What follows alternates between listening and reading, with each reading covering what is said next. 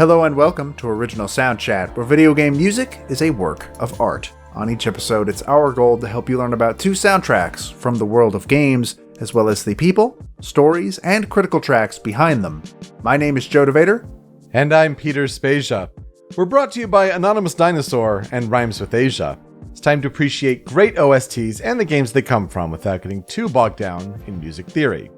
Up first this week for our 2 games is 2003's Tales of Symphonia, the JRPG with real-time combat's GameCube installment, featuring a quest to become an angel and regenerate the world.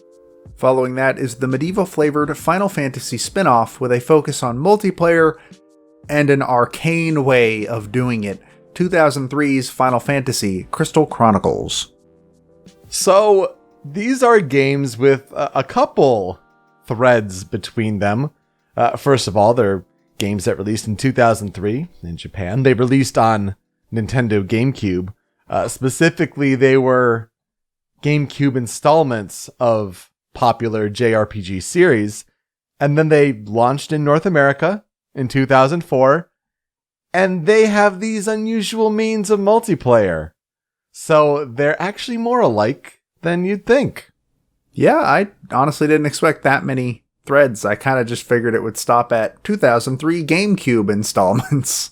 It's actually a very big deal that mine is on the GameCube for reasons that we'll get into when we get there. But yeah, this is going to be an interesting episode because, as I was telling Peter before we start, you mentioned you've had a couple of times where this is the case for you. This is the first time I think we've done an episode where I actually have zero experience with either game in the show. Another thread between the 2 games, eh? Yeah, I guess, if you want to go that direction, which, yeah. So, Joe, how you doing this week? What are you playing? I am doing pretty good, all things considered. Busy, but good. There are worse things to be than busy. I finished Final Fantasy IX, actually, since last time we recorded, like I kind of expected us to. Yay! Yeah, it's good.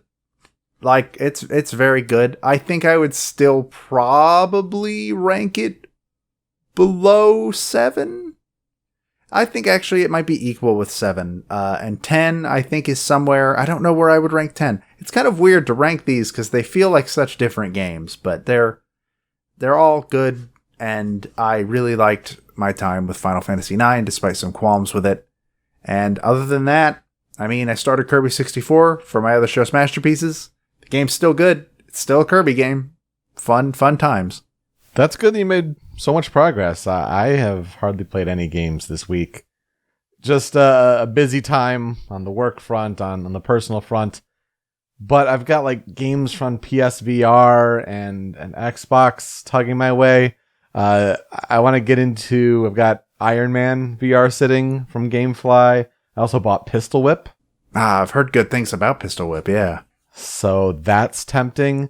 And then Game Pass, it's tempting in so many different ways. Battletoads just came out this week, and despite us, talking down on beat 'em ups, it's like, well, I can try this new game for free. Do I? Yeah, it's there. I'm most looking at Game Pass for Spiritfarer, which also came out this week. Yeah, absolutely. So I'm looking forward to that. That's another one for sure. And then also because I have Game Pass Ultimate, there's Microsoft Flight Simulator 2020, which is a possibility, but that's on PC. And then it's like, do you download 90 gigabytes and then 150 gigabytes, like one way or the other? Like, there are such things as data caps for internet. I'm just saying. So that may be my only thing holding that back, because I'm at least curious if that eventually gets onto like an xCloud thing. I think that's the perfect way to try that kind of game. All the best parts of Flight Sim for me recently have been seeing other people, like, their reactions and stuff and stories playing it. Like, my favorite one is developer Rami Ismail, who's half of Vlambeer Games. He started a stream, got the plane into the air, had to leave his apartment to go grab something, and then locked himself out of his apartment for an hour and a half. So the plane was just flying itself for an hour and a half. And I don't know if you know this, planes run out of fuel eventually. So That was very funny. There's also the eldritch super tall skyscraper in Melbourne, Australia. Yes. That looks like something out of Control. Like, it looks like you'd see it in Control. It just funny stuff like that. I don't have a lot of interest in flight sim, and I don't think my computer could run it, even if I did. So, Yeah, for sure. And oh my gosh, Control. Talk about another game that I really need to get to. Well, let's talk about some composer follow-up news. The composer that we've talked about in the past on the show. They keep working. They keep making great things. And so the headlines from the past week include the Firewatch film. We've talked about Firewatch on the show before and talked about that there was a movie and, you know, it kind of just middled and not too much is happening with it. Well, it's back on with apparently new producers. Again, both Joe and I think that may not be the best idea. I think Firewatch is a pretty unique experience on its own. I guess I'm somewhat curious in how they tried transferring that into a movie where you don't really see the characters except through like a drawing. But yeah, at least it's happening again, I guess. I just generally don't think Firewatch would make a good movie, but maybe they'll prove me wrong. I don't know. I hope they do, but I'm not optimistic. Meanwhile, at the massive Indie Direct, which was one of the best Indie Directs they've ever done, just in general, in terms of quality content, Hades, Supergiant's roguelike, will be leaving early access on PC in fall 2020. This was confirmed by the fact that it was also revealed that it will be releasing on Nintendo Switch at the same time, with a really cool animated trailer. Just featuring the music of Darren Korb. Game looks super good. I really, really should get around to playing it. I own it, and I've just never loaded it up and given it a shot. Hopefully soon. Yeah, Nintendo crushing those Indie World presentations. And right in time for Gamescom, too. This week, you've got the Gamescom opening night show that Jeff Keighley's producing coming up to like mark the end of the summer of gaming live or whatever. And then also a few days ago, as of, you know, when this episode goes out, but still that's tomorrow as of the time of recording, DC and the big Fandom event. So we'll see games like Suicide Squad, Kill the Justice League, and probably what'll be called Batman Gotham Knights. So might have some other composer. I mean, Nick Arundel, like what's he been working on? I don't know. Anyway, a game that got delayed recently, Halo Infinite. Oh boy, what a big downer in a way to kind of take itself out of the Xbox Series X launch lineup. But yeah, if it's all of the better for the game, that's fine. But we got the news that Joel Korlitz, who we've talked about in his connection with The Unfinished Swan, he also worked on Death Stranding recently, he will be joining Gareth Coker and Curtis Schweitzer on the soundtrack for Halo Infinite. What an interesting place for him to go. Gareth Coker sort of made sense, because Ori, it's a very quick jump from a Microsoft-owned studio to another Microsoft-owned studio. But I would not have expected the Unfinished Swan guy to end up on Halo. Good for him. Mm-hmm. And like Peter mentioned earlier, Battletoads is now available for PC and Xbox One. The music was done by David Housden, who we talked about in our episode on Thomas Was Alone. And I have seen vastly, divisive reviews of this game. I have seen people go like, oh man, it's exactly the game I want. And other reviews go like, this game feels like it came out in 1993, and that's not a compliment. Yeah, I heard good things about the soundtrack, though. That's why I'm somewhat curious to give it a shot myself. Game Pass has a couple of beat-em-ups that I'm thinking of trying out that apparently have very good soundtracks, including Streets of Rage 4. Yeah. Which does not seem like a game I would want to buy, but as it's on Game Pass, I think I need to give it a shot. Is 2020 the year, amongst everything else, that we are drawn to beat-em-ups? Interesting. Let's talk about the games that we are discussing this week. I go first, and let's talk about Tales of Symphonia. Yes, we are finally talking about a game in the Tales series. I want to give a shout out to the fact that Matt is the one that actually first came and yelled at us that we have to do Symphonia at some point. Yes, your co-host from Smash Your Pieces definitely made that known to us. I have limited knowledge of the Tales series, so I'll try to do my best, but apologies in advance for those big Tales and Tales of superfans out there. Gotta start with talking about, though, that in episode 20 of Original Soundchat, we talked about Kid Icarus Uprising and its main composer, Motoi Sakuraba. And Sakuraba was part of a developer called Wolf Team. Wolf Team made it big in 1995 with a game called Tales of Fantasia on SNES. So, the Tales series, or the Tales of series as it's known in Japan, continued on PlayStation systems from there, with Destiny, Eternia, and Destiny 2, until Wolf Team was renamed Namco Tales Studio in early 2003, just in time for the series' fifth main installment, and what would be the third main installment that would reach North American shores. Tales of Symphonia was released on Nintendo GameCube in Japan on August 29th, 2003.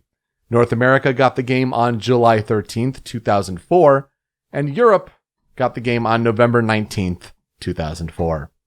Now, Japan would get a version with some additional content on PlayStation 2 on September 22nd, 2004. Then it was quite a while until Tales of Symphonia Chronicles was an HD remaster of the game, as well as its sequel from the Wii days. This released in Japan on PlayStation 3 on October 10th, 2013, and in North America on February 25th, 2014. So basically about 10 years in each region. PAL got the game February 28th, 2014. Then PC, Steam got a port of just Tales of Symphonia on its own, releasing worldwide there on February 2nd, 2016. So that's probably the easiest place today if you are remotely curious about Tales of Symphonia, if this grabs your attention at all. The game was developed by Namco Tales Studio, published by Namco in Japan, Namco Home Tech in North America, and Nintendo in the PAL regions. The PC port was developed by Other Ocean Interactive. Tales of Symphonia is a third-person JRPG, and it's pretty standard as far as most things go with its story, with its leveling. There's an overworld, there are towns that you go into, and dungeons, things like this, a lot of standard JRPG things. But what sets the Tales series apart is its real-time battle system that, starting in this game, used some 3D space, and the controls often remind players of Super Smash Bros. So it's all real-time, you attack enemies in different ways with standard attacks with, A and different directional buttons. You can use special tech abilities with different B inputs. There's an up B, a side B, a down B, a neutral B, and you can guard. You can also play as any character as the party lead, which is pretty interesting, not only on the world map, but the main character you're controlling in battle. And there's also local co-op. Players can plug into other control ports, and then you have to go into the settings and change these characters to manual control. And that's how you get to have local co-op with your friends on these Tales JRPG games. It's a pretty neat experience, not gonna lie.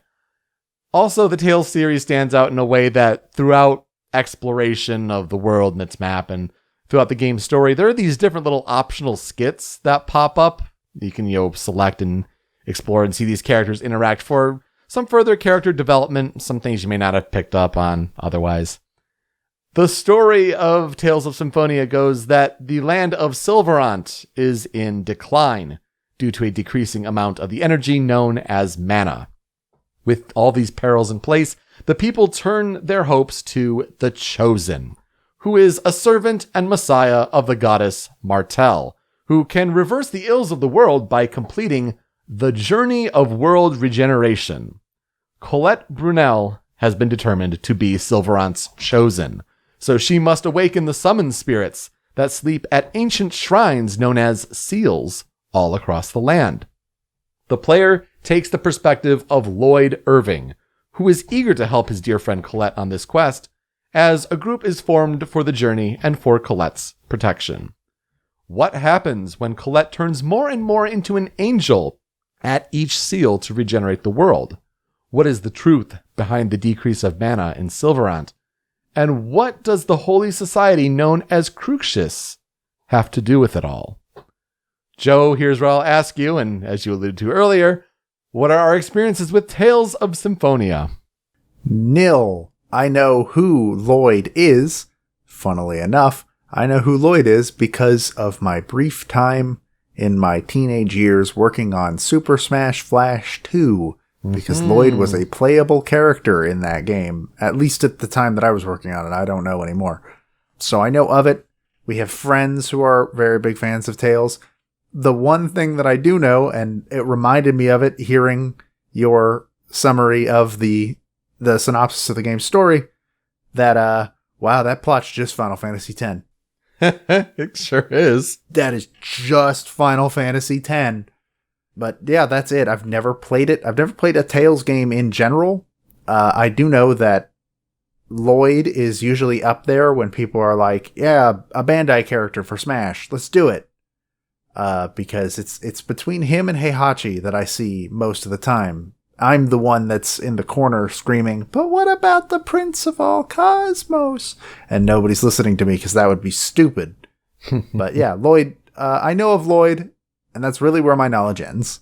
Yeah, so Tales of Symphonia is the only Tales game that I have played to completion. I beat the game. Doing some more research for it, it's made me realize just how much of my experience I've actually forgotten of it. Like, they're talking about all these choices and, like, who was Lloyd closest to in your playthrough, and I'm like, I don't remember any of that. Granted, I played on PlayStation 3, so I played the HD remaster version, so it's not like, oh, I played it way back in the day on GameCube. Like, I don't have that much of an excuse to remember, but I just don't. Fun game. However, dated game. So when you're talking about a game from 2003, it has this look, this feel, these mechanics that you may get some enjoyment out of today if you remember that it is a game from the GameCube. Plain and simple. Interesting. One of these days, maybe I'll try I think Matt's holding out for possibly Lloyd showing up in Smash, so Tales of Symphonia is added to our Smash Your Pieces list. I don't know how much groundswell Lloyd might have. Who knows? Maybe he will be. I kind of doubt it at this point. But once all the characters are out, maybe I'll just go buy the PC version and play it on my own. Who knows? Yeah. I think it's might be like $20 new on Steam. That's not too bad.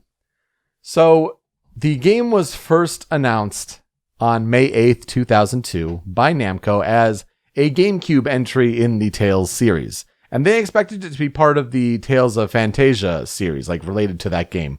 And had comics, animation, drama CDs, novels, all planned to be spun off from the game. It's going to be a big deal of them. The name was revealed to be Tales of Symphonia in February 2003. Then, in an April 2003 edition of the magazine Famitsu, it revealed that the game had been in development for 2 years. Its developers were the same from Tales of Eternia. The game would have the most main characters in the Tales series, and it would be the first 3D game in the series. A much bigger deal in Japan than it was here, that's for sure. Tales of Symphonia released with a symphonic green colored Nintendo GameCube as part of a Japan-only bundle. The game did come on 2 discs, so it's a pretty meaty adventure for the GameCube. There are 3 opening songs across the different versions of Tales of Symphonia. It's the same animation, it's just 3 different songs that are paired with it. So the opening song in the Japanese version on GameCube was originally Starry Heavens by the J-pop group Day After Tomorrow. The English localization ended up changing it to an orchestral anthem. Then the PS2 version in Japan featured Day After Tomorrow's Soshite Boku ni Dekiru Koto. So yeah, 3 different songs. I think fans have their different preferences on which they like more, which fits the same animation the best. It's just interesting to see that it's those different options. The original song for that Japanese release on GameCube, Starry Heavens, that is what returned for the HD version of the game. That's really weird. Wow. All right. So, Tales games apparently have what is called a characteristic genre. And it's a phrase I had not heard of until starting this research. So, it derives from the idea that the developers have that each Tales game is a unique experience not shared by any other game in the role-playing game genre. A little lofty, I wouldn't necessarily agree with that, but if that inspires the team, sure, go for it. I will say that Tales games can generally be played on their own. Most of the time they are standalone experiences. Some may borrow slight references if they're kind of in the same shared universe with other games, but more often than not, you can go into any Tales entry and be just fine for your first one. But this idea of the characteristic genre is also a way to express each game's central theme, also in a special way for Japanese players, because the title Teruzu Abu blank, this weird word at the end of each of it, may not necessarily mean much for Japanese players. But when you break it down, so for Tales of Symphonia, breaking it down to Kimi to Hibikiau RPG, or roughly translating out to Resonating with You RPG, like that's some way to tie into the home country a little bit. But yeah, each Tales game has this same kind of phrase related to what kind of RPG it is, and I did not know that characteristic genre was a thing for this series. Yeah, this is the first time hearing of it too. Interesting. Yeah. The story borrows many elements of religious and real-life inspirations. There's all sorts of elements of Catholicism and Norse mythology and paganism, and there's a bunch of ties to racism and a caste system that plays different elements in the story. There is also a hidden affection rating system in the game's code for each of the characters and how they are related to the main protagonist, Lloyd Irving. This can even actually cause the death of one of the characters. And even the ending of the game is basically dependent on who Lloyd is closest to. If he is closest to one of the women on his team, I guess it is implied that he starts a relationship with them, which is kind of weird because one of them is like his teacher. I don't know. Just thinking about that. That's a little strange. Fire Emblem Three Houses. So like this totally went over my head when I'm playing. Like I don't remember who. Maybe mine was Genus. Like his best friend. I don't know. Not implying that he started a relationship with Genus, but maybe that was like who he was closest to in my game. I can't remember. Honestly, I do not recall. The localization of this game is also pretty interesting because the localization director really wanted to make a case to have a professional dub do the voices for Tales of Symphonia. So it's a veritable who's who of anime voices from the early and mid 2000s with voice talent such as Cam Clark, Colleen O'Shaughnessy, Kari Walgren, Jennifer Hale, Tara Strong, Crispin Freeman, and Joe, if this does not sell you on the game, Lloyd Irving is voiced by one Scott Menville. I'm pretty sure I knew that. For anybody that does not know, Scott Menville is the voice of Robin in Teen Titans. Teen Titans is one of my favorite shows ever. I think I knew that. But yeah, that's a good voice. Scott Menville is talented and great, and I believe, unfortunately, he has been recasted in a lot of the extra content because they couldn't get him back. But yeah, that's a good cast. Honestly, that's a lot of big names. And hopefully, if he gets brought up to the big leagues in Smash Brothers, hopefully they can get him back at least. Or, pull voice clips from the game. I don't know. Any way you can make it work. The game reviewed well with a Metacritic score of 86. The game's combat, its anime cel-shaded style graphics, and the characters and their interactions were all praised. But some found the plot to be too cliche, I guess especially if you played Final Fantasy X. While some reviewers didn't find the soundtrack to be all that great, I disagree. I think the soundtrack is fantastic. The compositions are great. I think what does drag it down, though, as you'll hear, are the MIDI choices on GameCube. Are not the strongest, but then again, it was what it was at the time. Its total worldwide sales on GameCube and PlayStation 2 reached 1.6 million units as of 2008, and that made it the best-selling Tales title at the time. The 2016 PC release sold more than 250,000 copies on Steam as of April 2018. Not much to be said on the awards front. The Japan Game Awards gave the game the Award of Excellence. I think they give several games that, if I recall correctly, so it's honestly not saying much. But I mean, it's a good GameCube game. It's generally included in the top 25 in GameCube games as far as like best all time for the platform. It does have quite a bit of a legacy, though. A sequel called Tales of Symphonia: Dawn of the New World was released for the Wii in 2008. And that is included in the Chronicles HD remaster on PS3. 3 OVA anime series were animated by Ufotable. And Lloyd appeared as a playable character in Soul Calibur Legends, which was the time Soul Calibur tried to be an adventure game. But that was an interesting appearance for a Namco character there. He was also a downloadable content Mii costume in Super Smash Bros. For Wii U and 3DS. And as we referenced before, there's potential he could show up as a DLC fighter in Super Smash Bros. Ultimate. Fingers crossed if it gets you to play a Tales game for Smasher Pieces. I don't know. I think Sakurai has mentioned him by name at least once. I think that's the main reason why there's a lot of traction for him. Yeah, I would say that if they do consider the Tales series, Lloyd would be the front runner. Some people do like the idea of Yuri Lowell from Tales of Vesperia, but I think Sakurai has mentioned Lloyd in the past, you're right. And Lloyd has this dual sword style of fighting that is kind of like what Pit has, except Lloyd doesn't have wings. So I don't know, maybe it'll be a little different, but I mean, the controls for Tales of Symphonia are literally Super Smash Brothers. I think it would work surprisingly well. We'll see what Smash does as far as bringing in new franchises, if those are third party or if they're Nintendo, or if the big gimmick is really enough to, because they're trying new things with these Super Smash Brothers DLC fighters. I wonder if Tales is too distinct enough on its own, or if it's just too similar to Smash. Anyway, that's just waxing a whole bunch of Super Smash Brothers poetic. The Tales series still continues today, with other fan favorites being Tales of the Abyss and Tales of Vesperia. I do hear a lot of people saying that like Vesperia is the best in the series.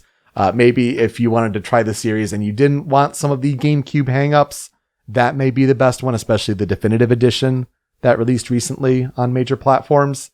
Tales of the Abyss, also a really good one from what I hear. If you can get past the opening 10 hours or so where the protagonist is insufferable and then big narrative arc happens. So those are ones I hear often. The most recent new installment in the Tales series is 2016's Berseria, featuring one Christina V as the lead of Velvet. And then Tales of Arise is the next installment, currently scheduled for 2021. Just got hit with that COVID delay hammer, unfortunately. The composer that we will highlight for Tales of Symphonia, the primary one being Motoi Sakuraba. We've already talked about Sakuraba. So it's up to Shinji Tamura. Shinji Tamura, born on May 16th in Hyogo, Japan. He is blood type A, and he attended Kwansei Gakuen University. He joined Wolf Team in 1993. And he used an alias of Hibiki Aoyama since 2008. Couldn't find much else on Shinji Tamura. You can follow him on Twitter at Shinji Tamura. The two websites that a lot of different websites kind of reference, like wikis here and there, referencing two websites of his, no longer up, no longer available. His main discography, a lot of the Tales series games, starting from the beginning with Fantasia seemingly all the way up to Grace's F in the early 2010s. And then he's credited as a composer or an arranger on different character song albums for different anime series, such as The Melancholy of Haruhi Suzumiya, Negima, Lucky Star, and K-On! I have experience with all 4 of those, and part of me is embarrassed to admit 2 of those. Well, I mean, it's interesting though, like, right? The different character albums, like that sure is a thing in anime, but, you know, not credited on the actual anime official soundtrack itself. Interesting. So all I could find on the Tales of Symphonia soundtrack and, you know, historical development research behind it, really just the main composers on the soundtrack and what they were noted on, like, the main release of the soundtrack. See, oftentimes when we're researching these soundtracks, the official soundtracks, if they are released, often credit, like, here's this composer, they composed tracks this, and, like, they'll list it out. They'll list out each one. This did not seem to be the case for the Tales of Symphonia soundtrack release. So the composers are Motoi Sakuraba. They list out Tetheala part, parentheses, darker mood than Silverant, movie scenes, character themes, battle themes, staff roll, etc. Then Shinji Tamura, the Silverant part, parentheses, calm and pop mood, the track Town of a Wind and Ruins, and also tracks from the last part of the game, a total of about 30 tracks, according to the composer's blog. And then the last composer on the soundtrack was Takashi Arai. Quote, mainly sound program and sound effects, but also participated a bit in the music creation. He arranged tracks from previous games, theme music, etc. I wish there was more. I could not find a concrete, definitive list of who did what. So on the video version, you'll see that the tracks are credited to Motoi Sakuraba et al., the group there. But what does it sound like with its somewhat questionable MIDIs, but undeniably great composition work? Let's get to the 5 critical tracks for Tales of Symphonia. We start with Full Force.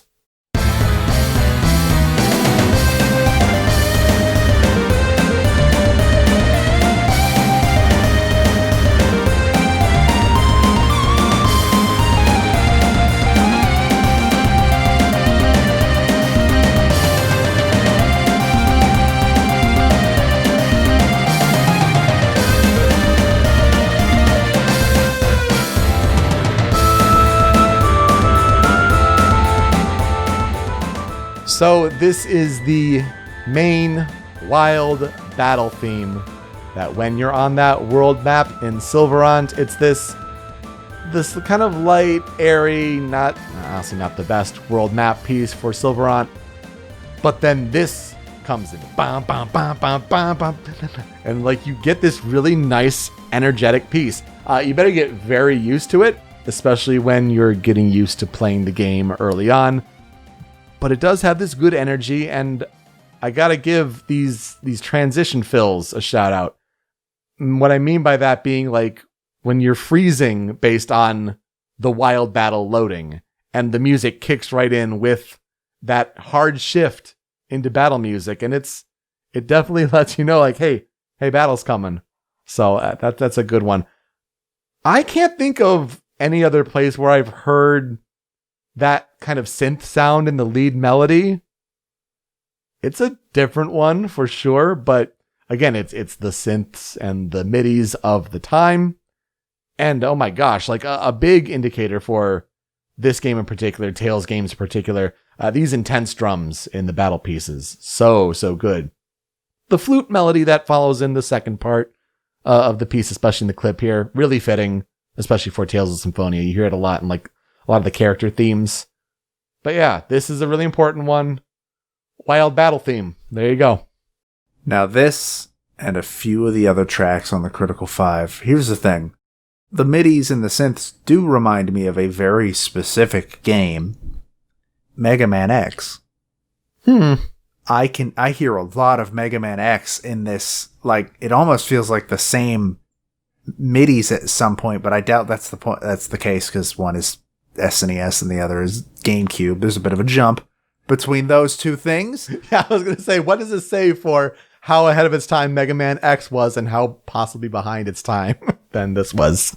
But that's the first thing that comes to mind when I hear like the sound font of this game. Is a lot of it, like the flute, obviously, that does not sound like anything that would have been on the SNES.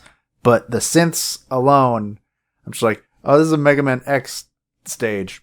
But this is a really, really, really good song. I do like the idea that it starts out and is just in your face, hey, you're fighting now. Go, do it. Let's do this. I imagine there was probably a longer loading time. As long as it beats Final Fantasy IX's loading times for random encounters, it's fine. The loading time is surprisingly good. It's not like Chrono Trigger immediate, but it's a quick kind of glass shattering dissolve effect and it goes right into it. Final Fantasy IX sometimes takes upwards of 25 seconds to load a random encounter, so as long as it can get under that, it's good in my book. Yeah, that's pretty brutal. Number 2 on the Critical 5 for Tales of Symphonia. This is Search a Seal, Silverant.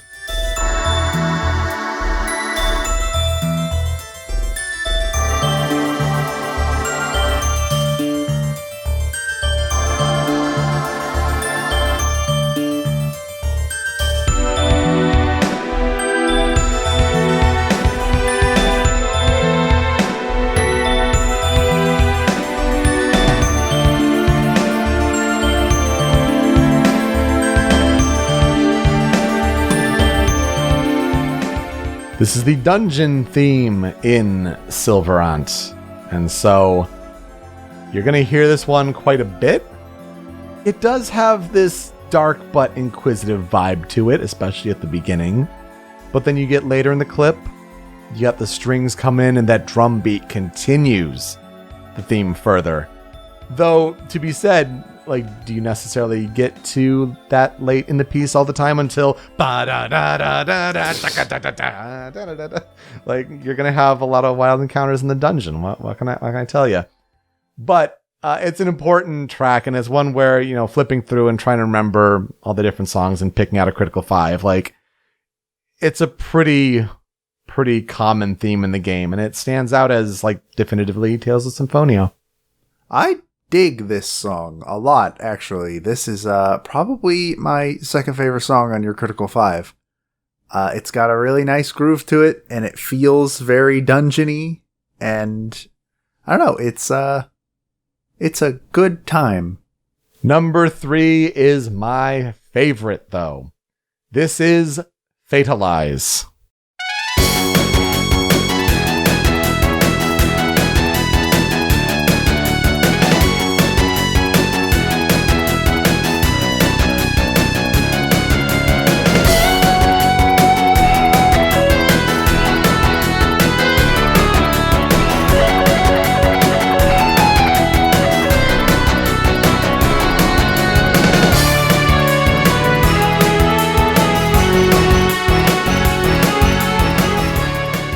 So this is another battle theme in Silverant, and I think it's a little more story-based, so it's like on kind of some of these bigger moments, maybe like mini-boss-like, whatever. So it's not random encounter per se, but when the stakes are a little higher, but not like big boss-like, you'll hear this theme.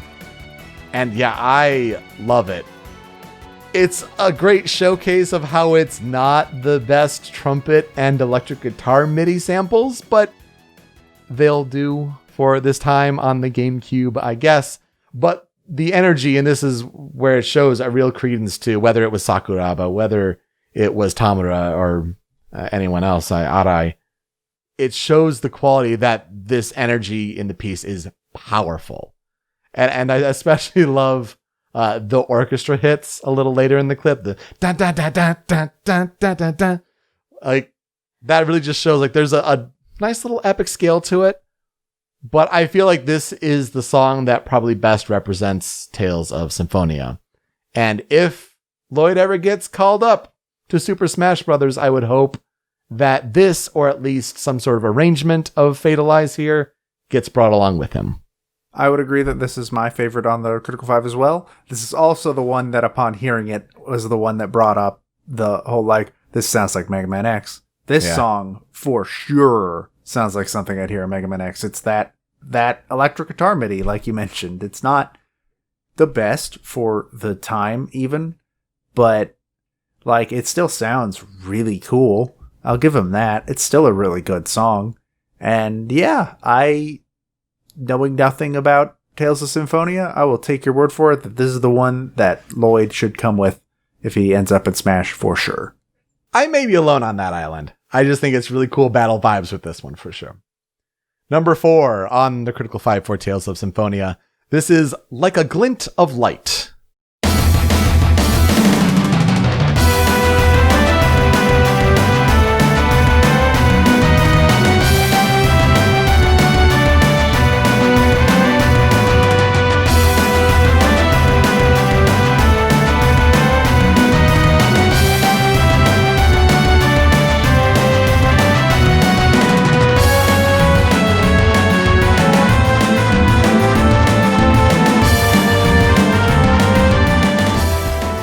Okay, so slight spoilers on this one. It doesn't mean too much in the grand scheme of things as far as endgame stuff, but about halfway through in the game you realize that the main world of Tales of Symphonia is actually split into two.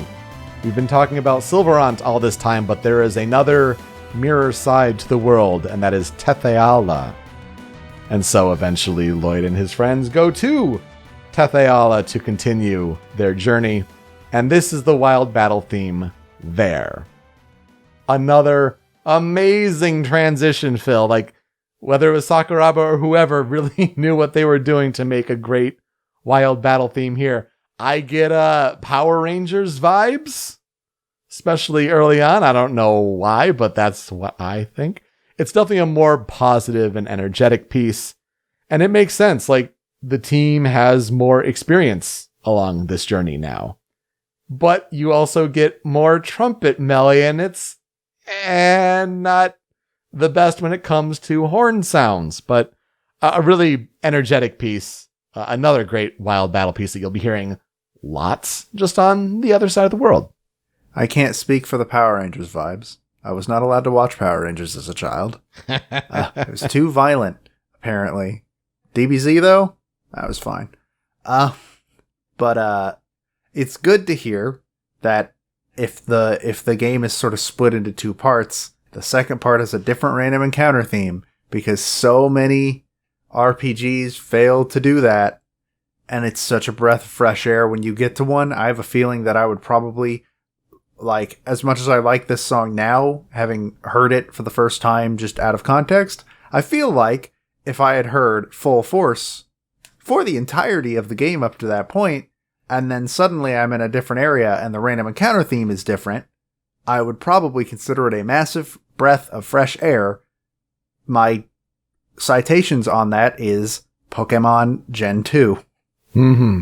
Walking into Kanto and getting a completely different wild Pokemon battle theme is amazing. That's a great comparison, I think. It'd be a bit much to hear the same song throughout 30 to 40 hours, for sure. Wrapping up the Critical 5 for Tales of Symphonia. This is Last Battle, Decision.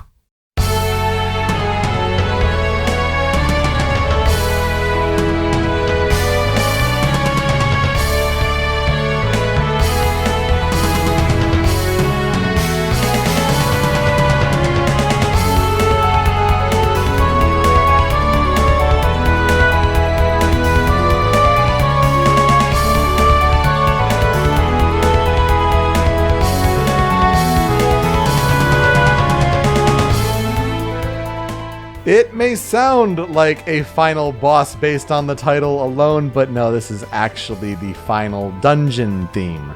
The build-up to the final boss. This takes place in Daris Karlan. And oh man, the intro to this is incredible.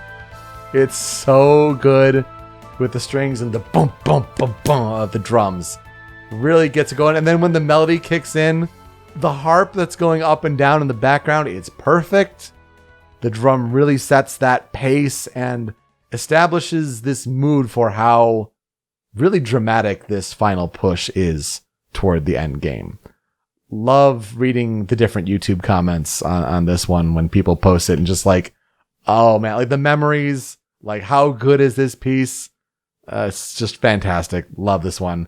I was tempted to put the final boss music here, but this one is so maybe up there as like best final dungeon music pieces in the running.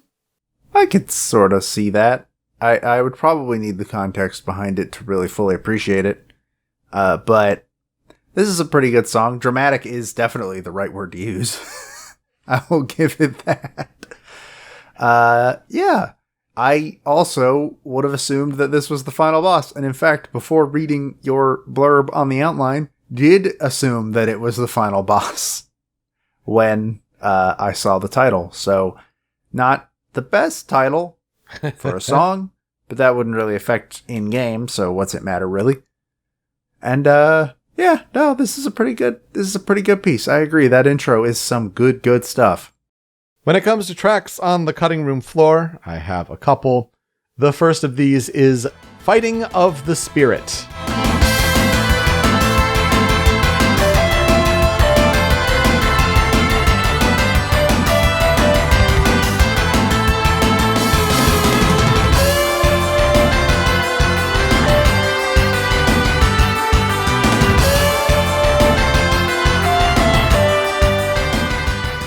And boy, if that is an awkward translation phrasing, if I've ever heard it.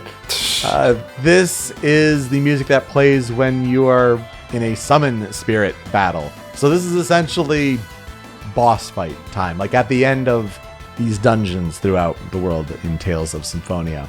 So yeah, pretty important piece.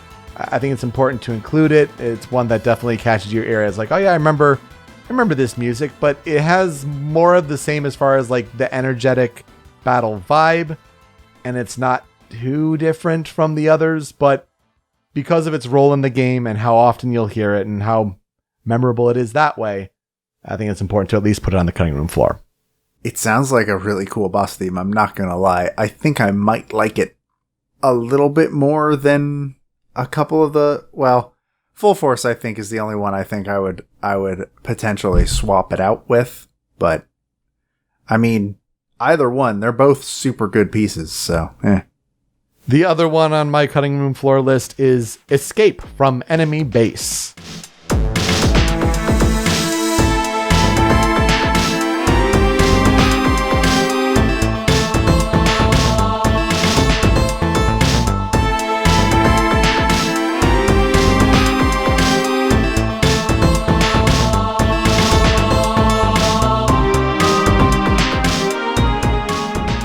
So guess what? You're in an enemy base. Oh man. And you gotta escape. Oh jeez. So this happens pretty early on in the game. You're in this base of Decians. And the Decians are the early antagonists of the game. Let's just say that. So yeah, Lloyd wakes up in a prison. It's this kind of high-tech center, this big building. So it's a different kind of dungeon that you're in, so to speak. And it's fitting that like all this technology that's here, there's like this dark techno beat in this piece. You have all these different synths, these strings, these choral instruments. Again, very MIDI heavy, but it creates a really cool vibe and just this tune that will stick with you. Listening through this one, I was like, oh yeah, I remember this one a lot. So yeah, I feel like it's really perfect for the cutting room floor here. I'm glad you mentioned technology, because I was going to say this feels more like it should come from like a sci-fi based RPG. And from the sound of it, it's a bit more of a sci-fi take on a dungeon, I guess. So yeah, it's not as much of a misfit as I would have assumed upon hearing it for the first time. It's very good though. Yeah, definitely like this one. What will I never forget about Tales of Symphonia? I wish I remembered some things about my playthrough of Tales of Symphonia, but it's a really good intro to the series if you're interested in trying it, but you do have to keep in mind how dated it is. It's a 2003 game at its core. It's that GameCube JRPG. So when you're trying to play it on PC and you're like, why does this feel so old? Let's keep that in mind at least.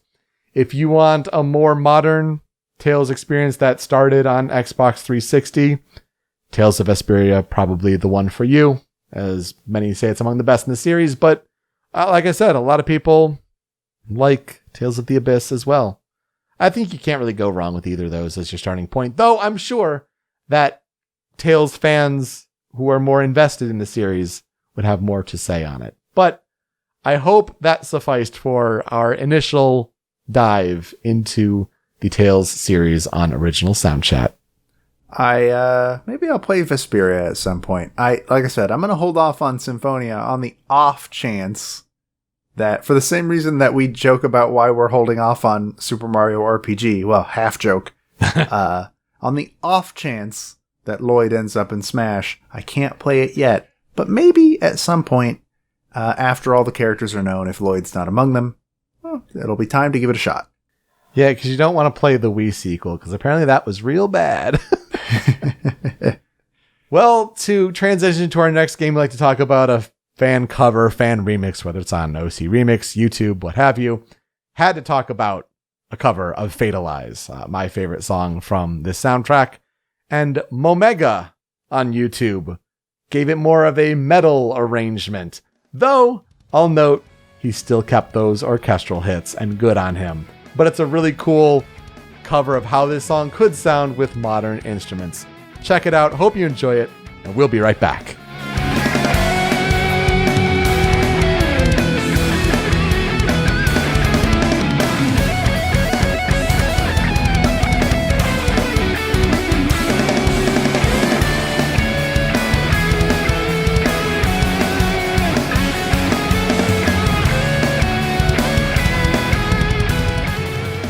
Alright, kids, I'm actually kind of excited to talk about this one because it not only, I think, is a fun story about some cool bits of video game history, but also the composer is somebody that is really cool, and I'm very happy to have learned more about her.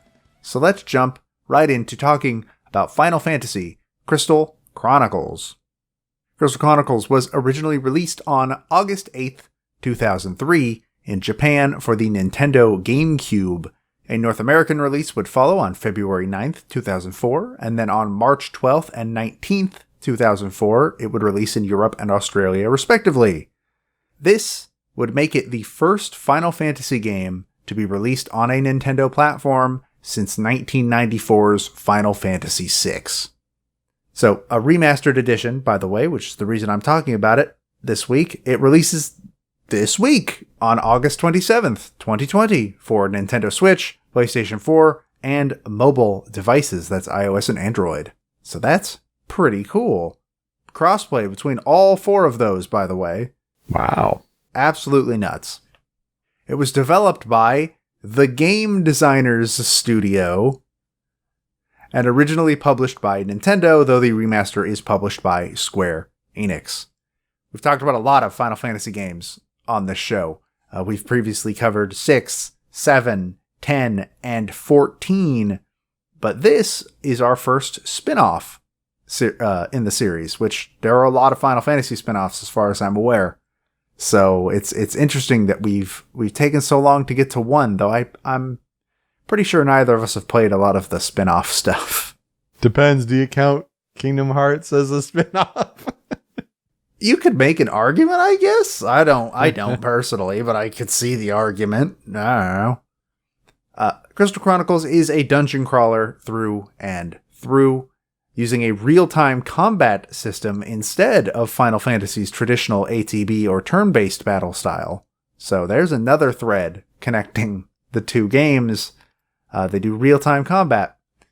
Players are followed by a Moogle-piloted vessel that creates a safe area and a circle around them, which the player is confined to during dungeon crawling, and they also have to protect this vessel from enemy attack, from what I could tell.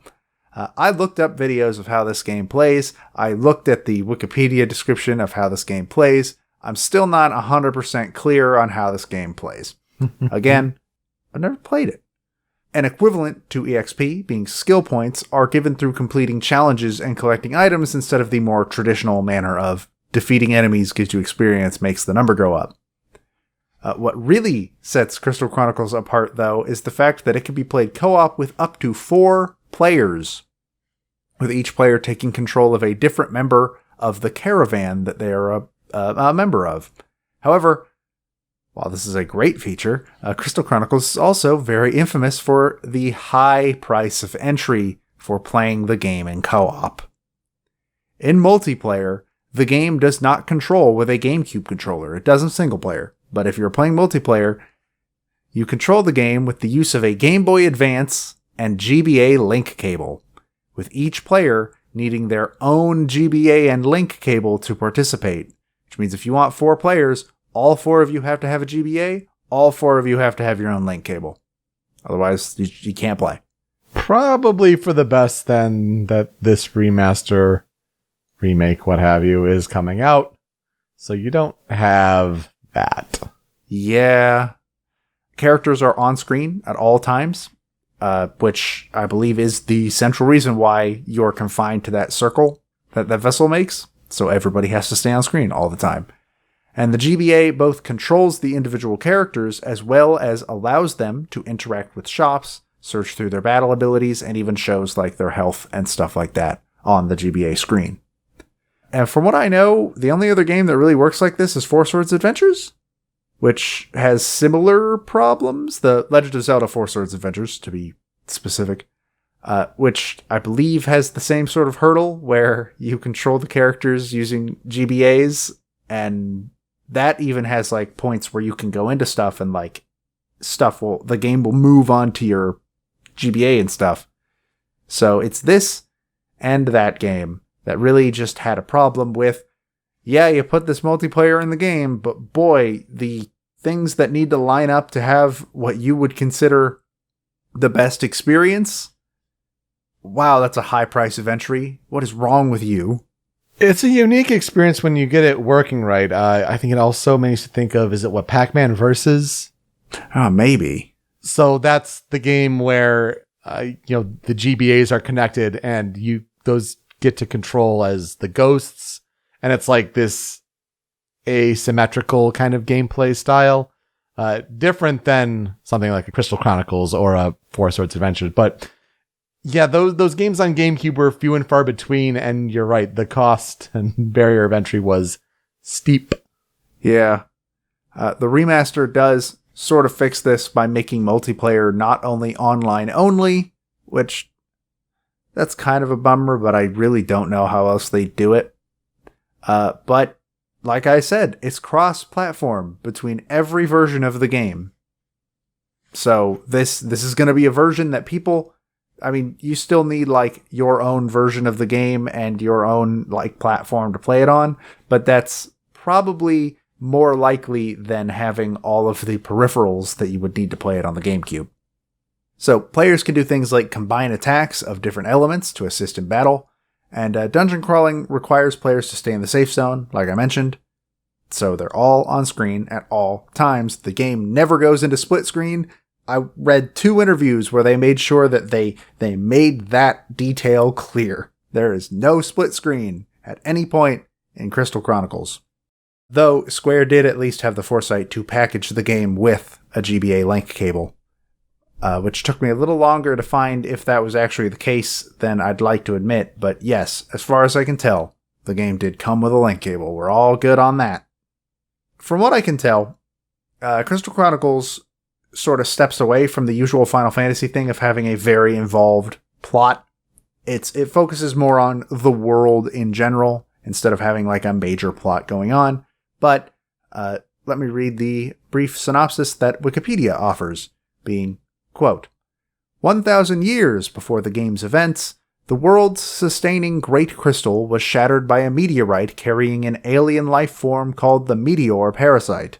The parasite generated a poisonous vapor called the miasma, which kills anyone it touches. Fragments of the great crystal ward off the miasma from surviving settlements, but require renewal using myrrh, an energy harvested from magical trees using magical vessels protected by dedicated caravans. The Tipa caravanners go on missions across the world to gather myrrh, learning the world's history from travelers and characters found in other settlements. So it's basically, you're just going around the world collecting myrrh, and as far as I'm aware, that's the whole plot of the game. And yes, myrrh being like the gold, frankincense, and myrrh of Three Wise Men. Not just like myrrh. Yeah, MYRRH, not MERRRRR. So, this is where I will ask, though we've already basically said the answer, what are our experiences with Final Fantasy Crystal Chronicles? Yeah, I had heard that it was another Game Boy Advance link cable sort of experience, but I've never played it. I know very little about it. Yeah, that's about it. And I knew that the remaster was coming out this week. Yeah, that's about where I am. I knew the name of the game. I knew that it was infamous for having the GBA and link cable multiplayer hurdle to get over. And I knew that the remaster was coming. And I knew some of the music because it's in Theatrhythm Curtain Call. Aha. So I knew a couple of the tracks and knew that it did in fact have a pretty good soundtrack. But this was my first time hearing most of it. I think Theatrhythm has like maybe 3 songs from Crystal Chronicles in it. But overall, that's where my knowledge ended. I kind of look forward to the remaster coming out. I need to find 3 other people who are going to buy it. I don't know if I'm going to buy it at launch because I've spent enough money this month as it is. But at some point I will buy it. And if I can find 3 other people, well, I guess 2 other people because Ben has already decided we're doing it. Mm-hmm. I am very interested in giving it a shot. But the story behind Crystal Chronicles development is very fun. I was also mentioning before the show that I think Square stories are always my favorite because they're always either a disaster, super historically significant, or both. This one kind of falls into the second category more than the first. It wasn't really a disaster, but it did sort of stem from a disaster.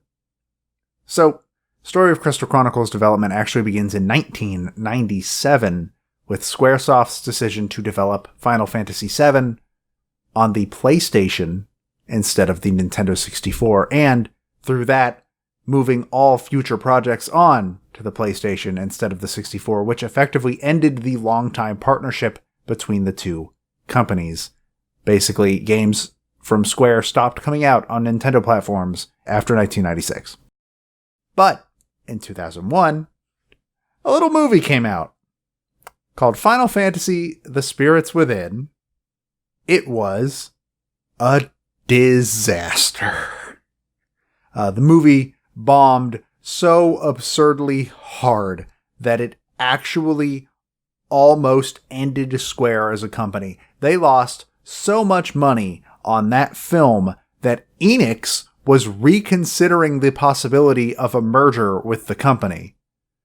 That's right, kids. That movie was so bad and did so poorly at the box office that Square Enix almost didn't exist. That being said, Square was exceedingly desperate to build their reputation and their coffers back up, because it was so legendarily bad. Just about every story from this era of Square Enix starts with Spirits Within did very badly and Square was incredibly desperate for money. And in this desperation, with this very, very bad financial situation, Square started worrying that staffers were going to leave because the company didn't have money to pay them. And that's a very valid reason to leave your job. And it was with this worry that Square crawled back to Nintendo with their tails between their legs to propose a partnership that would allow them to once again develop for Nintendo's platforms, something, again, they had not done since 1996. One problem.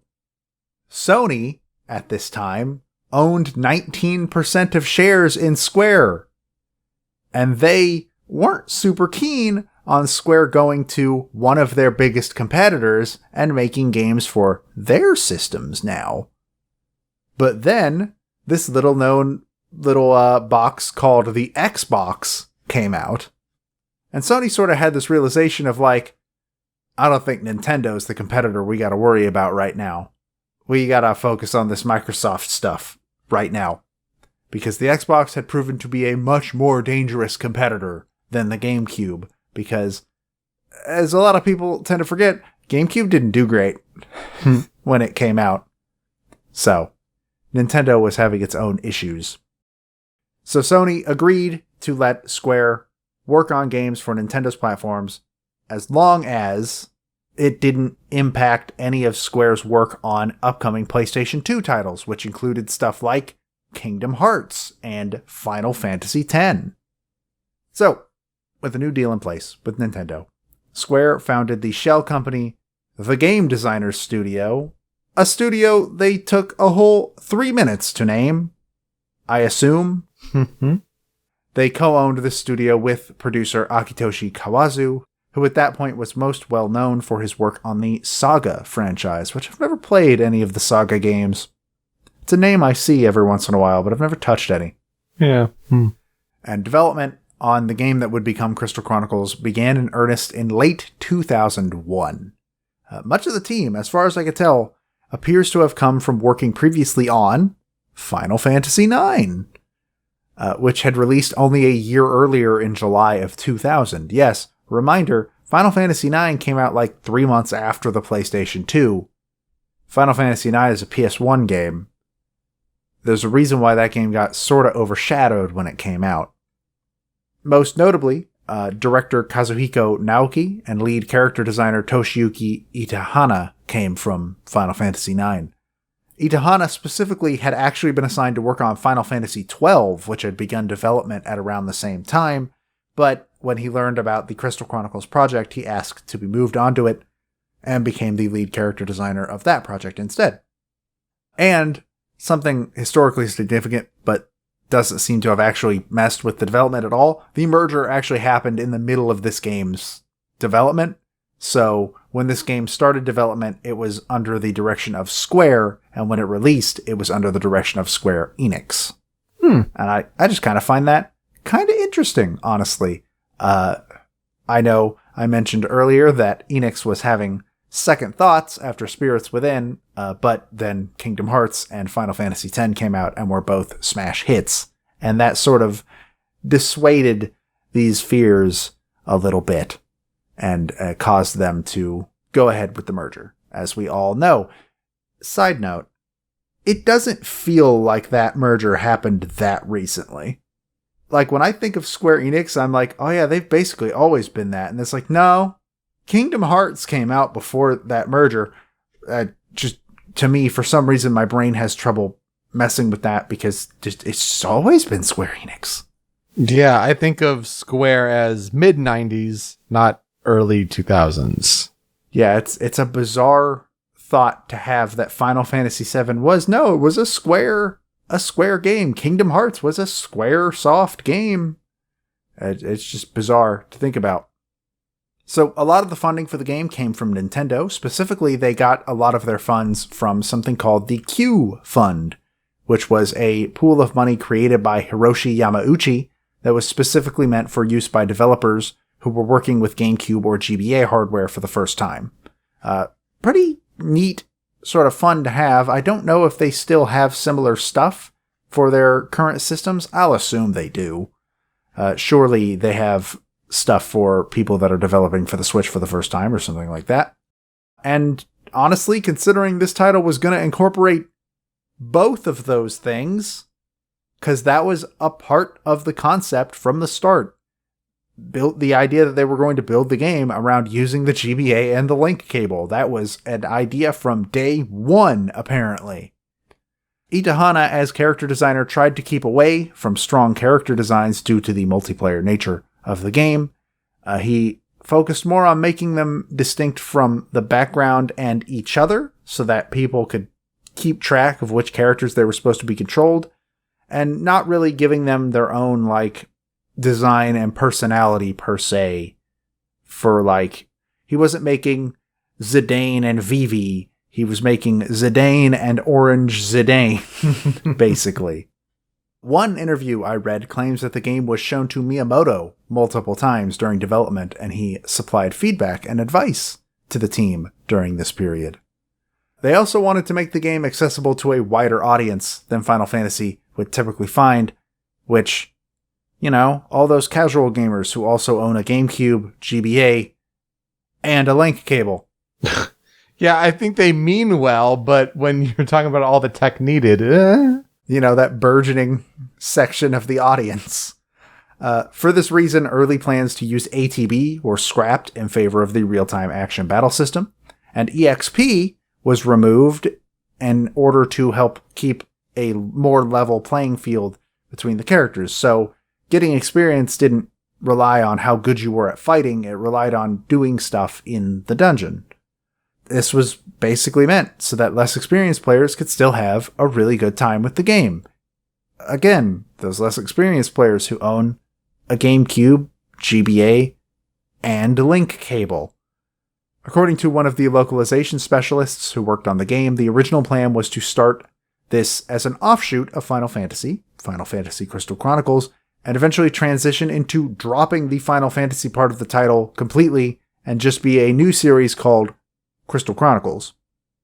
This didn't really pan out, but not because the game wasn't successful.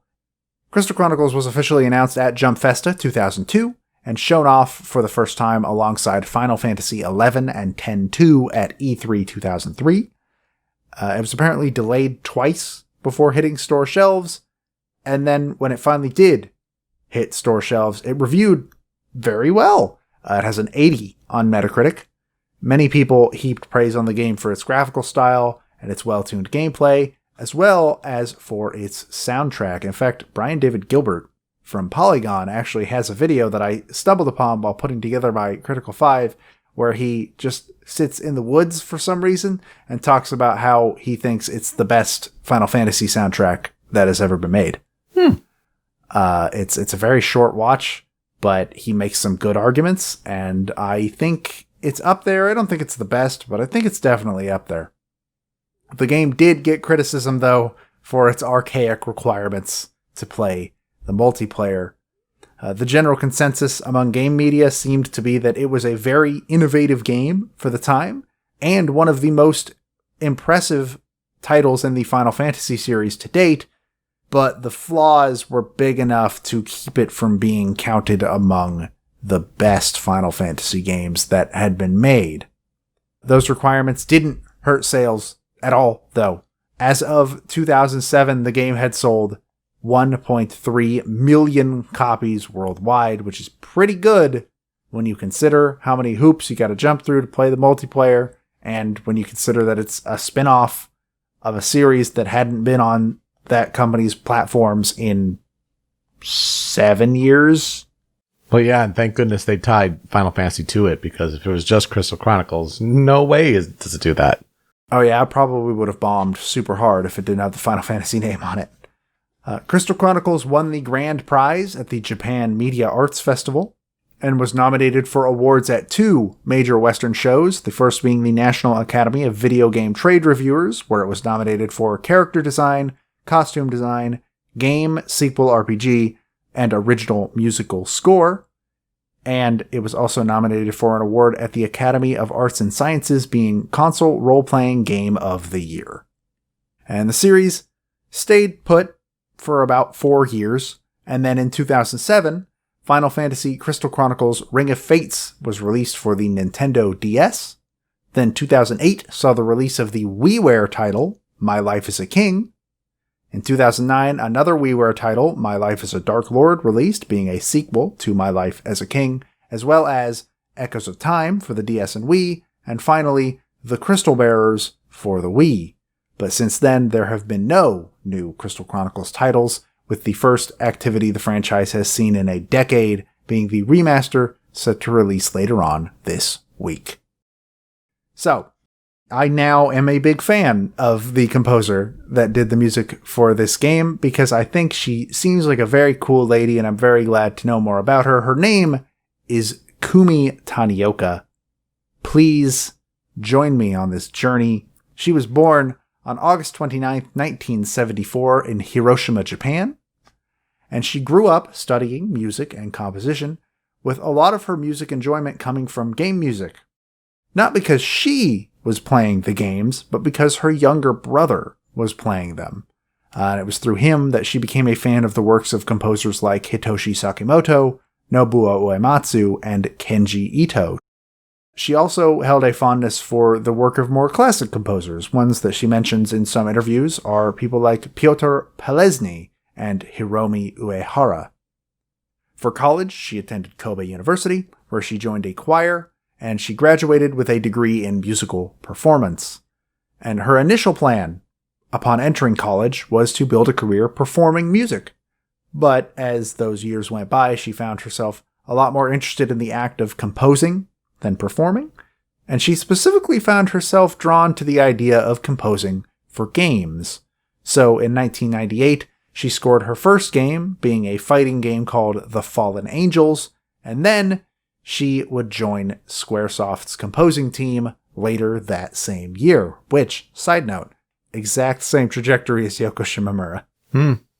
Score a fighting game, and then jump on the Square wagon. Tanioka's fighting game wasn't, Street Fighter, but still, parallels. Her first job at Square was to score a game in the Chocobo series, being Chocobo Dungeon 2, where she worked alongside 3 other composers, including Kenji Ito, so that's kinda neat. And then this was followed by her first solo job on the board game style title Dice Day Chocobo. She got her big break in 2002 when the company chose her to be one of the 3 composers who would score Final Fantasy XI, which was, of course, Square's first big attempt at breaking into the MMO space. And though she did not continue contributing to the various expansions of Final Fantasy XI, she did, however, end up joining a band called the Star Onions, which is a band made up of Square Enix composers that performs music from Final Fantasy XI, which is very similar in concept to Masayoshi Soken's The Primals, who perform music from 14. She would then go on to rearrange her soundtrack for Dice Day Chocobo for the game's remake Chocobo Land, a game of dice. And right after this, she would go on to score Crystal Chronicles, and she became a mainstay, the lead composer for the entire series. Basically, she has touched every single game in the series, essentially. Tanioka left Square Enix in 2010 alongside many of the company's other composers. She bounced around to a bunch of other groups, including Gae On Dan, and co-founded a, quote, non-exclusive worldwide group of artists and composers called Ringmasters in 2011, but she has since left that group. And in August 2012, she founded a new independent company, Riquismo, Riquismo, where she currently works as a freelance composer. I have 2 quotes that I found in the interviews that I was reading that I really, really liked. The first was when she was asked what parts of her job she finds difficult. She says, quote, "I enjoy the work, but one can't just keep turning out piece after piece. Sometimes I labor and worry over a piece forever, and sometimes it's finished immediately and I'm happy with it. But all in all, I think it's a good job." And then, the even better quote, when asked what advice she'd give to aspiring game composers, she said, quote, "To go into that world, instead of composing the music you want to compose, your first priority is to make music that is good for the particular game. Music that people want, and the music that will make people happy. If you approach it thinking, what kind of music do I want to compose, you're probably going to have a tough time. Working on a game is much more about creating music that adds color to the game's world than expressing oneself. So the ones who are suited for creating game music are the people who would look at any kind of request and think to themselves, looks like an interesting challenge." And you can find her on Twitter at Tanikumi. As for her discography, like I said, she worked on Chocobo's Dungeon 2, Final Fantasy XI alongside Naoshi Mizuta and Nobuo Uematsu, the entirety of the Crystal Chronicles series. She worked on Mario Sports Mix alongside Masayoshi Soken. Oh, that's cool. So that's kind of really neat that two of the MMO people came together on a Mario game of all things. She contributed some music to the game Half Minute Hero. She was the head composer on Harvest Moon: A New Beginning, and she has also contributed some arrangements on Super Smash Bros. In Wii U/3DS, she provided a remix of the Plaza/title theme from Animal Crossing City Folk and Wild World, as well as the jogging/countdown from Punch Out, which is one of my favorite remixes from that game. Wow. Awesome. And in Ultimate, she arranged Snakey Shanty from Donkey Kong Country 2, Mulgira from Wind Waker, and Main Menu from Wii Fit. So really, really cool lady. I'm very happy to have learned more about her. She seems great. In terms of historical development research, I also found a good amount of that. So Crystal Chronicles is considered one of the first games that really highlighted Tanioka's signature style, which she calls world music. One of the biggest ideas behind this style is that instruments should not need to be tied to a specific geographic region when thinking about other instruments it could be paired with. An example of a challenge she might bring upon herself that she brought up during some interview is that she enjoys the challenge of figuring out how an Indian instrument might work well with a Celtic instrument, and how those two styles traditionally probably aren't supposed to mesh, and finding a way that they do. The soundtrack also has a very medieval/Renaissance theme to it, involving a lot of what she refers to as ancient instruments, such as the recorder, the crumb horn, which I am not familiar with what that is, and the lute.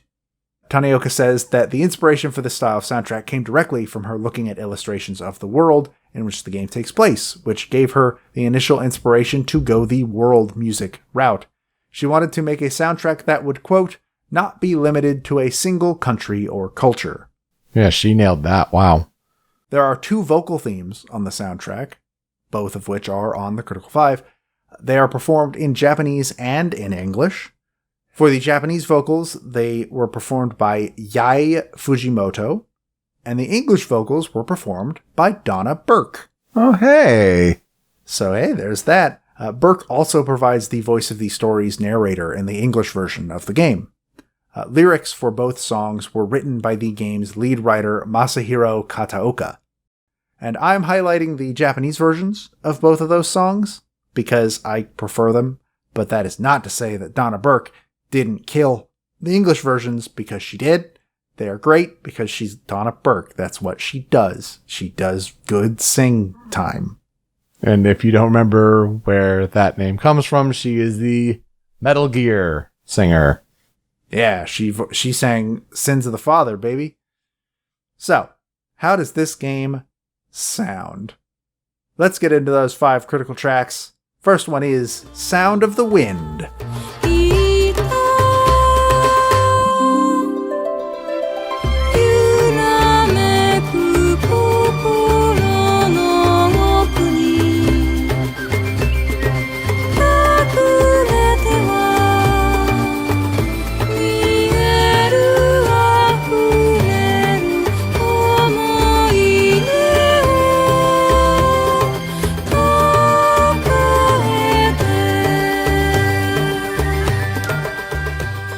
In Japanese, the title of this song is Kaze no Ne. This is the main theme and the opening credits of Final Fantasy Crystal Chronicles. Tanioka says she originally composed a longer version of this song, but in order to keep the opening credits at a reasonable length, she had to shorten it, which is a shame. But also, that's a fair reason to have to shorten a song. I really like this song. I like the drum work here. You can really, really hear the medieval feel that this soundtrack is going for. When I first heard this, kind of figured it was like a desert area theme or something. Yeah, the bongos kind of have that sound to it, don't they? Yeah, I think that's mostly what does it. You hear that a lot when thinking about like desert villages and stuff. But honestly, you can tell right off the bat that these are a lot of instruments that we're really not used to hearing in video games. So I really, really dig this song. This is one of the 2 that's in Theatrhythm, by the way. Ah, okay. Yeah, it's definitely a sound and a collection of instruments that, you're right, it doesn't establish itself as being from one part of the world, but kind of gives it its own sound in this Crystal Chronicles universe. And it makes it memorable, I think. It's pretty unique. Yeah. And also there's that one bit where like bagpipes come in and man, that part's real good. Mm-hmm. Critical track number 2 is a mostly for me thing. I don't know where this song plays or the next song plays. I'm just going to lay that out now. But this one stuck out to me because of my personal tastes. That is Annual Festival.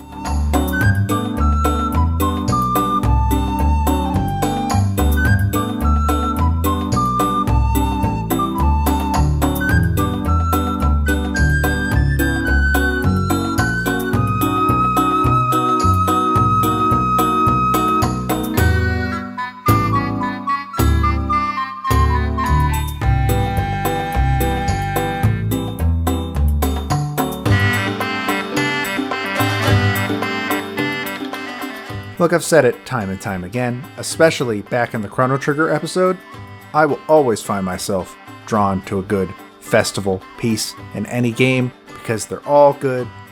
I can't name a single bad one. Can you name a single bad one? Of course you can't, because there isn't one. They always have this happy and good and fun vibe to them. And honestly, man, we all need a happy, good, fun vibe right now. Let's be real. And it also just really has this great medieval flair that Tanioka was looking to achieve, and she just really nails it, and I think this is a great example of it. We needed this piece in 2020. That's for sure. Yeah, no, festival pieces are always a great time. There's that instrument that I don't know if it's like the bouzouki or whatever it is. It kind of sounds like, maybe that's the crumb horn. Maybe, because it sounds pretty different. I don't know what a crumb horn is. I gotta look that up later. I also don't know what a crumb horn is. I should have looked it up, but I ended up not. Because part of me wonders, maybe the mystery is part of the charm of a crumb horn. That's my guess, though. That kind of, we've talked about bouzouki's in the past before. That kind of off-sounding horn in there, in the middle of the clip. Maybe that's a crumb horn. Maybe. Critical track number 3 is Monsters Dance, Rondo.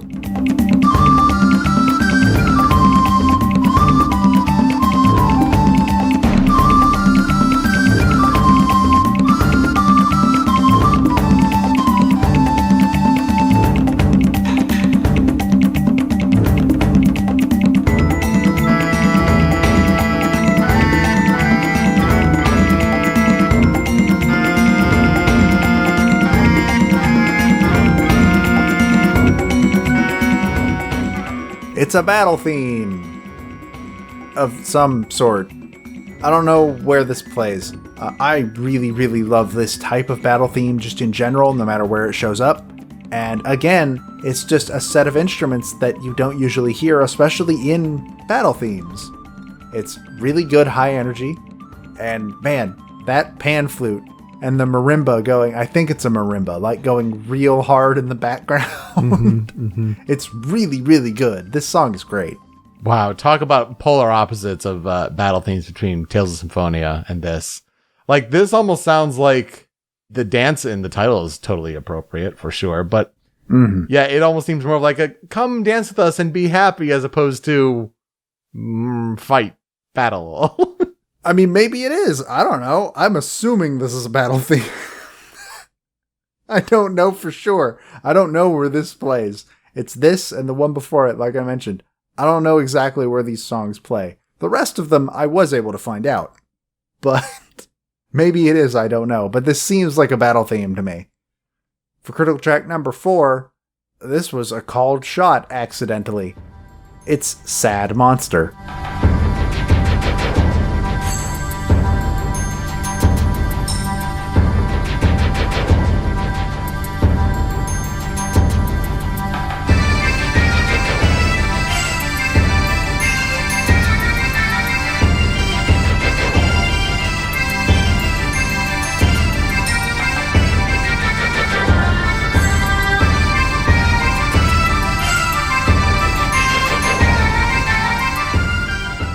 This monster is very sad. This is the final boss theme. I didn't know it was the final boss theme when I picked it to be on this Critical 5, and then I just sort of looked it up to see if maybe it was, and it totally was. So, good job, me, and good job, Kumi Tanioka, for making a very, very recognizable final boss theme, even if you haven't played the game. Hot damn, though. Like, listen to them bagpipes, that really heavy timpani, that really neat sort of rhythm with the ta-ta-ta-ta.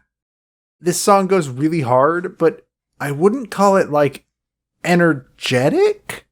It's not what you'd expect from a usual final boss theme, especially from a Final Fantasy game. Yeah, true. It feels less like it's time to go kill God, like Final Fantasy games always end, and feels more just this sinister vibe to it. And it feels like it's being played with purpose almost. And then like more bagpipes. God, super good bagpipes. And then eventually it transitions to a recorder, but the heavy drums stick around. And then the whole thing is replaced by an organ, which honestly, let's be real. Organ, kind of cliche, but still cool. Yeah, I do find it interesting that you're calling it sinister, but I get that. It's got that feel compared to the other pieces, certainly. But at the same time, like, there's a happier lightness to it. Like, I don't know. Like, it creates a mood for sure that, yeah, when you compare it to the rest, it's definitely sinister. But when you compare it to other video game tracks, especially final bosses, like, that's not sinister by those means, I guess. Like, it's just all about setting that environment and the feel for what the game is and framing it in that context. Yeah, I think it's mostly the beat, the like rhythm that really gets me in the sinister feeling. Yeah. But my absolute favorite song on the entire soundtrack, just with a bullet, is critical track number 5, Starry Moonlit Night.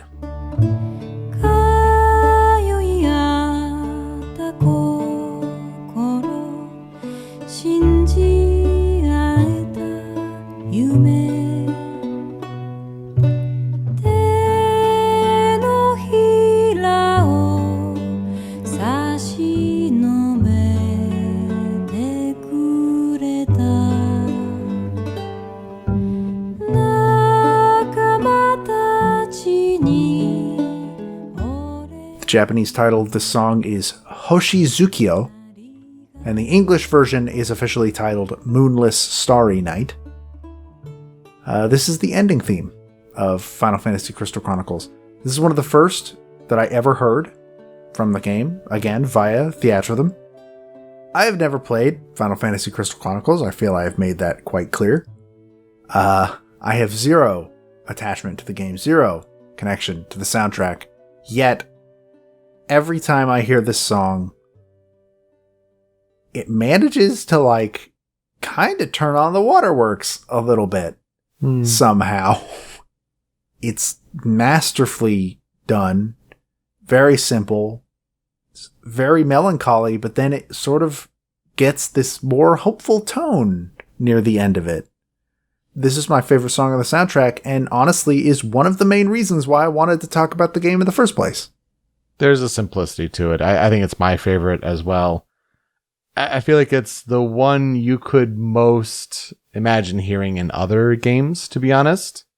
Not to take away the vibe of what this is creating, but yeah, it's simple, but beautifully done. And it really strikes that chord with you. I think, yeah, there's something to the Japanese version, although I'm sure Donna Burke does do a great job.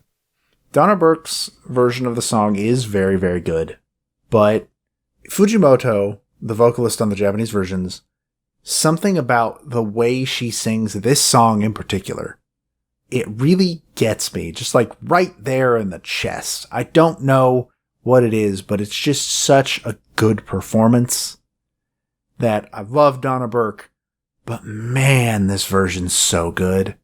I think it's very fitting to wrap up a Critical 5. So, for tracks on the cutting room floor, I have 2 because again, I was just listening to the soundtrack for the first time, essentially, and I picked songs that really jumped out at me, and the first one was Overlooking the Great Ocean.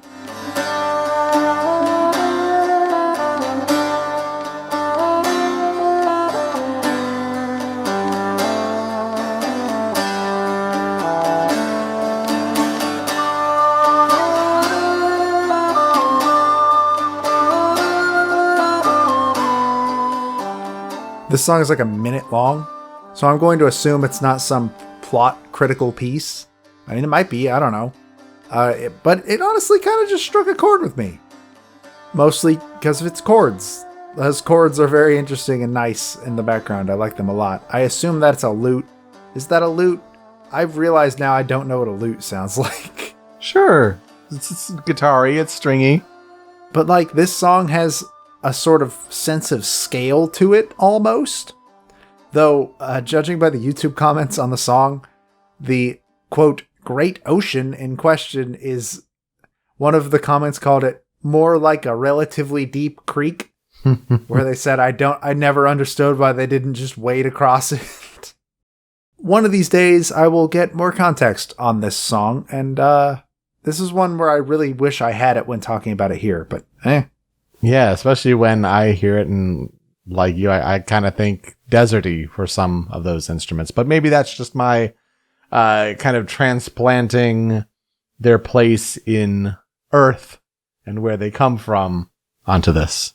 Mm-hmm. Which I guess is maybe the drawback to the world music approach, but not really so much a bad thing, breaking expectations like that. Second cutting room floor track is Oh Light. ...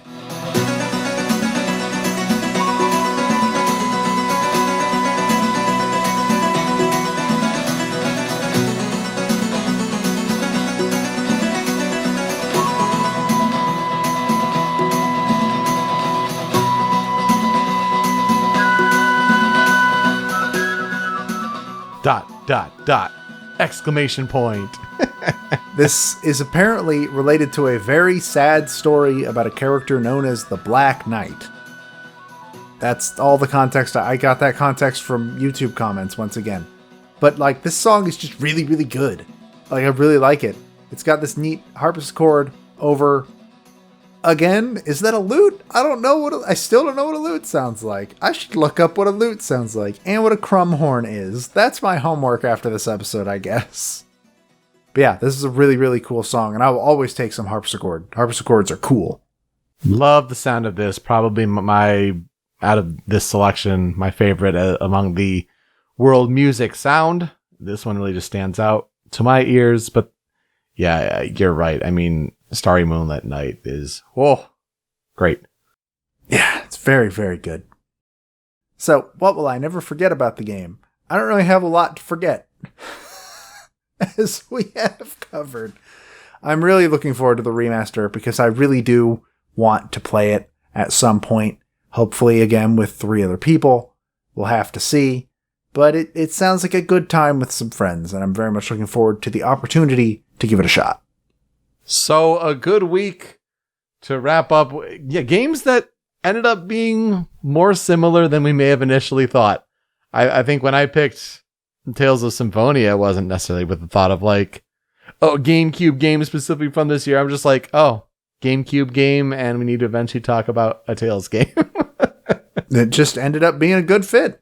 It really worked well, didn't it? I'm happy with this one, especially for you when you had not known much about either of these games. And now, hopefully, through research and listening, hopefully whether it's you, Joe, or the listener at home, you've enjoyed and learned a whole lot here on Original Soundchat. That will do it for us this week, though. You can find me on Twitter at PeteSpeakeasy. Joe is over at the Dobaga. The video version of the show is on the Rhymes with Asia YouTube channel, also at rhymeswithasia.com, but it's that MP3 podcast version that you want. Over on Anonymous Dinosaur at anondino.squarespace.com. That's also where Joe's other podcast, Masterpieces, is hosted. You can find that MP3 podcast version on podcast services all around the globe. Apple Podcasts, Google Play, or is it YouTube Music at this point? I don't know. But even on Spotify. Not only does Spotify have that MP3 podcast feed, but it also has the Spotify playlist, where if we talk about a song from a video game and it's on Spotify, it's going on that playlist. Joe, any additions this week? Unfortunately, no. Tales, Bandai, I don't believe, has put up many of their soundtracks in general, which is why I will forever curse their name. I don't have any Katamari on Spotify. Damn you, Bandai. But also, upon doing the research, I kind of found that Crystal Chronicles music just sort of gets left by the wayside when Square is doing stuff like concerts and releases and stuff like that. So unfortunately, Crystal Chronicles is also not on Spotify. Unfortunate. That's a shame. That's unfortunate. When you're done listening, though, you can find us on social media for the show at Soundchat OST. Leave some feedback for us, how we're doing, maybe some suggestions of games that you'd like us to cover. I mean, hey, this was our Tales inclusion, so thanks again, Matt. We really appreciate it. And again, go check out Smasherpieces. As far as bonus tracks for original Soundchat, we're still finishing up our post-production on Best of 2018, and 2017 is hopefully just around the corner with recording. Joe, who are we talking about next week? I will be talking about Andrew Jeremy. I will be talking about Rod Thomas. All right, Joe, let's play us out. All right, so obviously, Moonlit Starry Night. That's the song I had to find a cover of. And I did actually find a folk cover of, well, Moonless Starry Night, the English version, by YouTuber Earth Kid that I think was very, very good and kind of captured the same sort of feel as the original song. So please enjoy that. Thank you so much for listening this week on Original Soundchat. We'll see you next time. Take care. Don't say